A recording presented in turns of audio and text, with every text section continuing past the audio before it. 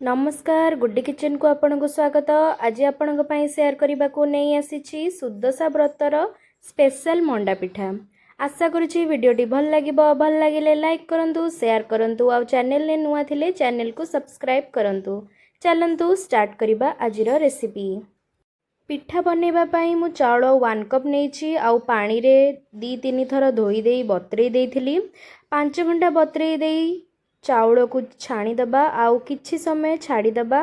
गोटे धड़ा कपड़ा रे चाउल को सुखई देबे। एबे सेही चाउल को कपड़ा ऊपर पकेकी चारिपट को एई भली भाबरे करिवे।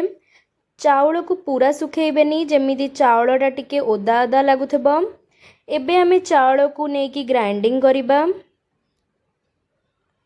देखंतु चाउलटी भल भाबे ग्राइंडिंग होई जाइछि। एहा को गोटे बाउल रे काढ़ी दबा। मु हाफ लिटर क्षीर नेछि आ गैस रे फुटिबा पई छाड़ी देछि।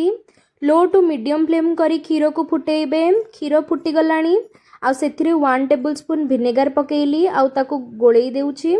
छेनाटा छिड़ी गलानी। क्षीर छेना ठारू दही छेना पकेइले बहुत टेस्टी होई थाए। एबे गोटे करेई रे अल्प पानी देई गुड़ पकेइबा। गुड़ लिक्विड होई सारिला परे सेथिरे नडिया कोरा को पकेई दबा। किछि समय भाजिला परे छेना पकेई भाजिबा। एहा को भल्ल भाबे मिक्स करिबा।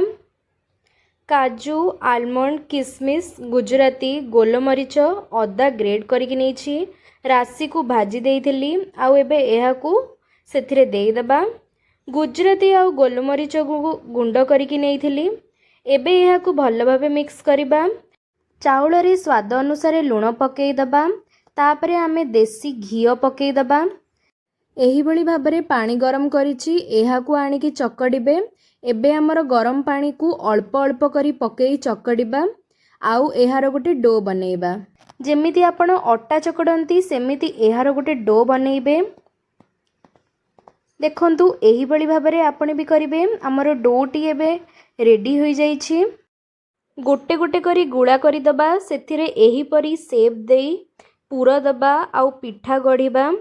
देखंतु गोटे परे गोटे सब को गढ़ी देइछि। एही भली भाबरे मंडा पिठा हमर रेडी होई जाइछि।